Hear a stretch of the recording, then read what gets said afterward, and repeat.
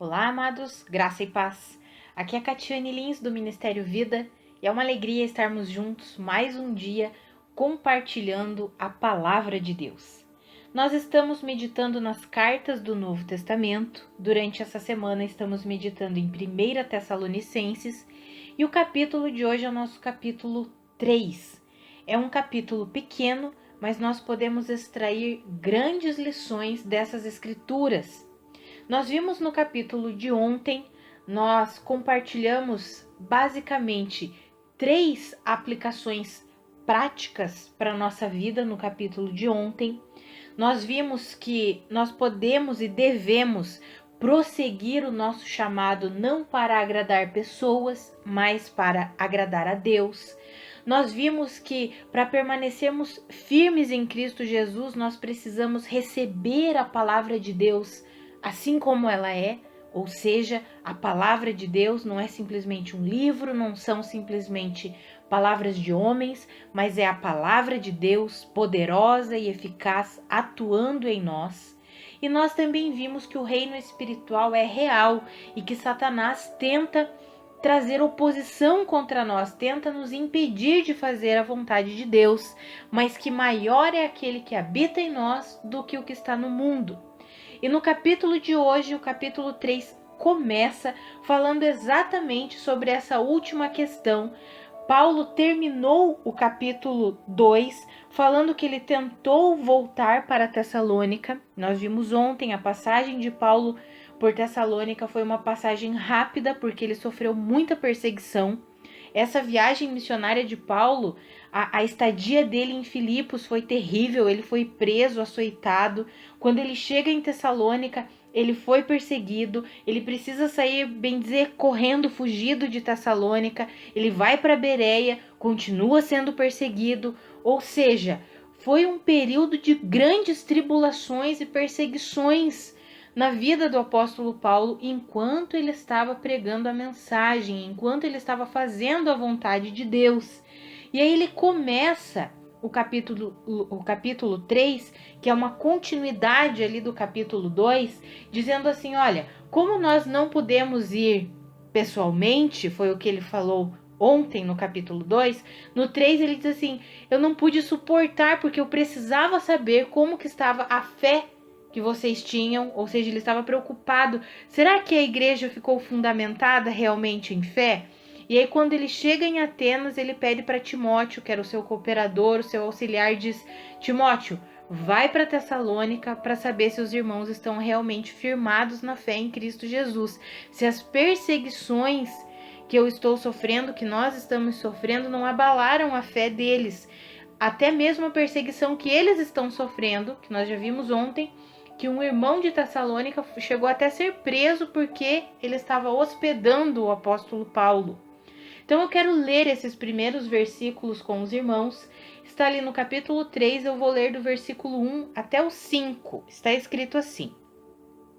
Por isso, quando não podemos mais suportar, achamos por bem permanecer sozinhos em Atenas e assim enviamos Timóteo, nosso irmão e cooperador de Deus no Evangelho de Cristo, para fortalecê-los e dar a vocês ânimo na fé, para que ninguém seja abalado por essas tribulações. Vocês sabem muito bem que fomos designados para isso. Quando estávamos com vocês, já dizíamos que seríamos perseguidos, o que realmente aconteceu, como vocês sabem. Por essa razão, não suportando mais, enviei Timóteo para saber a respeito da fé que vocês têm, a fim de que o tentador não os seduzisse, tornando inútil o nosso esforço. Amados, veja que o apóstolo Paulo estava preocupado se aquela igreja tinha permanecido na fé em Cristo Jesus depois de ver toda a perseguição que o apóstolo Paulo e a equipe dele estava sofrendo, e até mesmo alguns irmãos de Tessalônica sofreram oposição, perseguição. E o apóstolo Paulo ficou preocupado e queria saber, será que o nosso trabalho foi inútil? Porque se eles desviaram da fé por causa das tribulações, então o meu trabalho foi inútil, não consegui transmitir completamente o evangelho. Amados, eu acho interessante isso daqui, porque o evangelho implica oposição e perseguição. Jesus já falou isso. Jesus disse que aqueles que abandonassem a sua vida por causa de Cristo seriam perseguidos. É interessante porque quando Jesus fala para os discípulos, dizendo assim, ó, vocês que abandonaram tudo por minha causa, vocês receberão 100 vezes mais casas, terrenos, filhos, ou seja, vocês vão colher o que vocês estão plantando. Mas ele conclui dizendo, e com isso, perseguição. Ou seja, amados, quem de fato vive o evangelho vai ser perseguido. Infelizmente, nós temos vivido um tempo em que as pessoas excluíram oposição e perseguição na pregação do evangelho. Um evangelho que não é o verdadeiro tem sido difundido por aí e as pessoas, quando sofrem oposição, tribulação, abandonam a fé.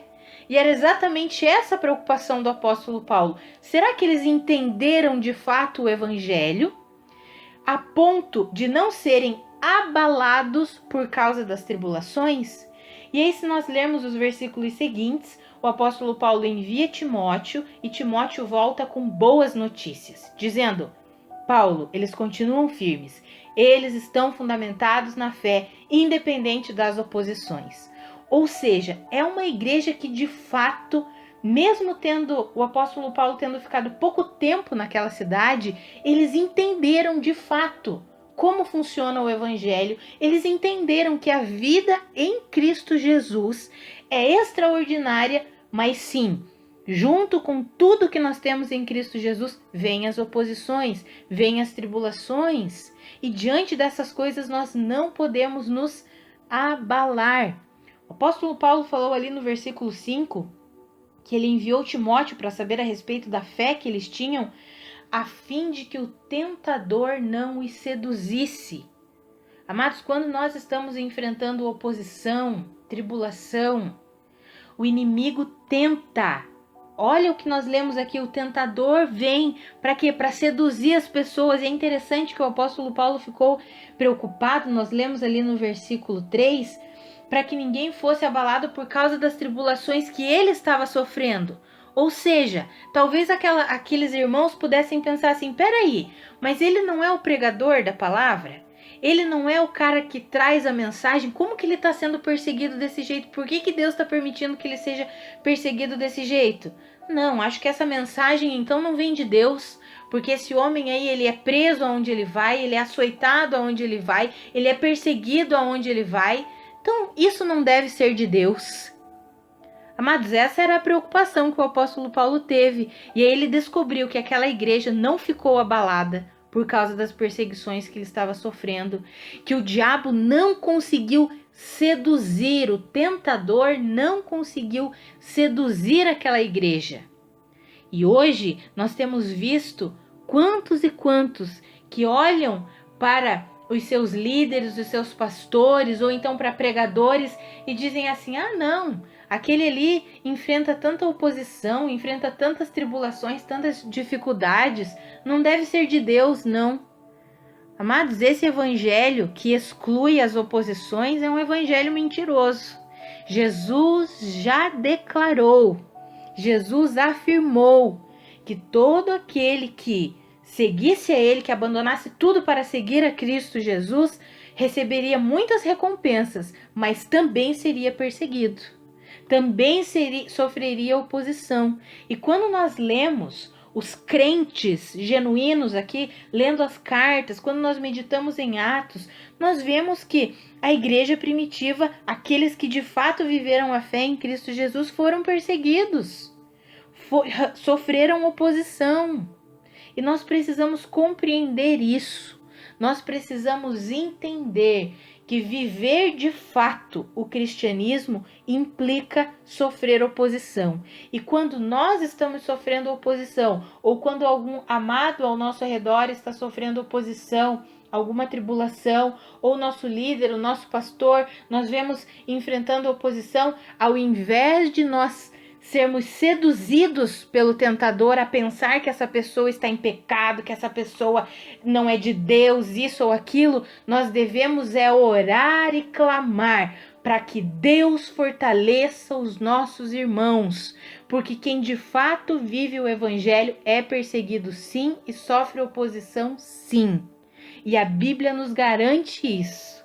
E nós precisamos compreender, porque temos vivido tempos difíceis de um evangelho, eu vou colocar essa palavra porque o evangelho é de triunfo mesmo, mas um evangelho triunfalista que exclui as perseguições. Amados, nós recebemos recompensa sim, temos descanso em Deus, podemos avançar em fé, mas sofremos oposição. E como eu sempre falo, a vida abundante de descanso em Cristo Jesus é exatamente essa, é permanecer em paz e confiante mesmo em meio às tribulações, mesmo em meio às perseguições. E aqui nós podemos extrair esse aprendizado para a nossa vida e sermos exatamente como esses irmãos de Tessalônica foram.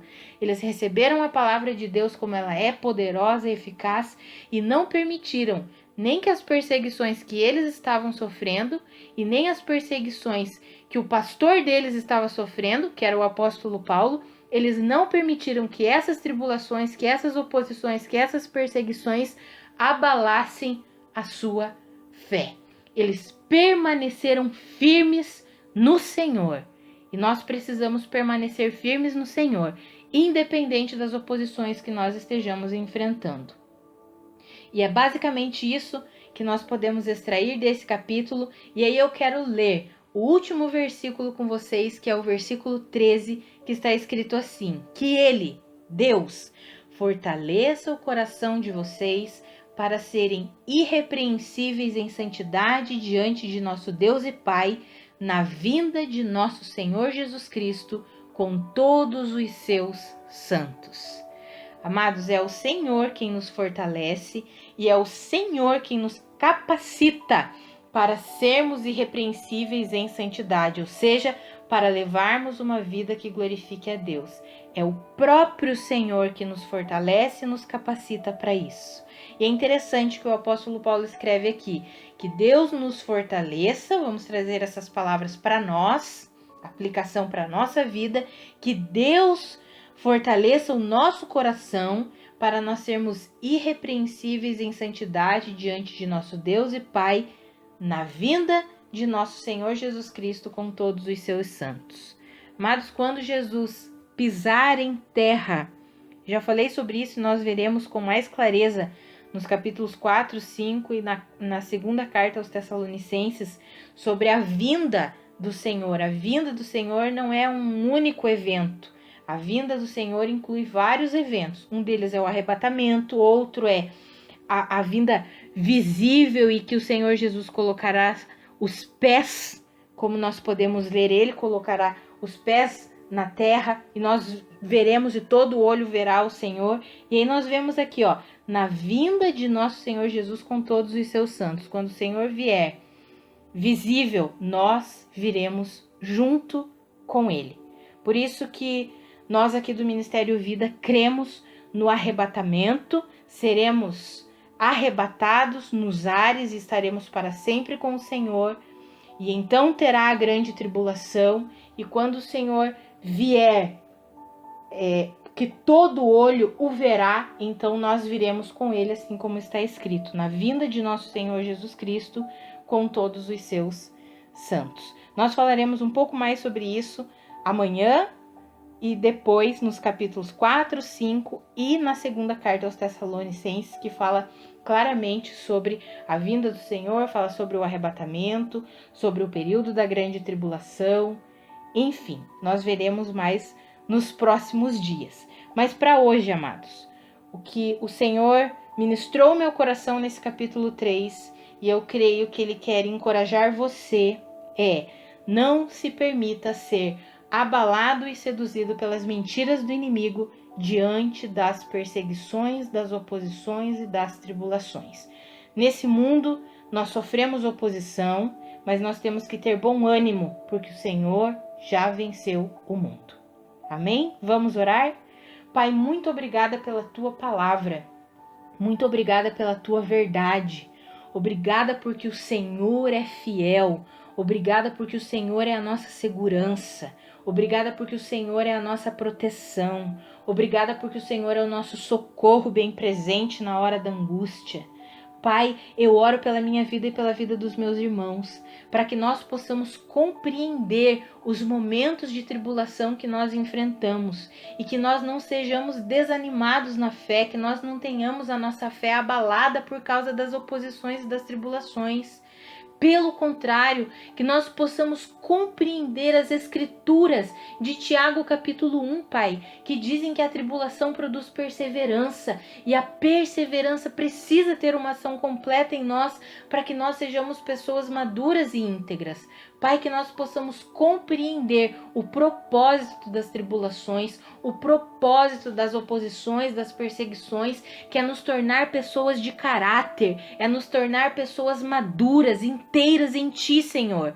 Que eu e os meus irmãos compreendamos isso e não sejamos abalados por causa das tribulações, em nome de Jesus. Amados, que a graça e a paz de Cristo sejam multiplicadas sobre a sua vida. Um grande abraço e até amanhã.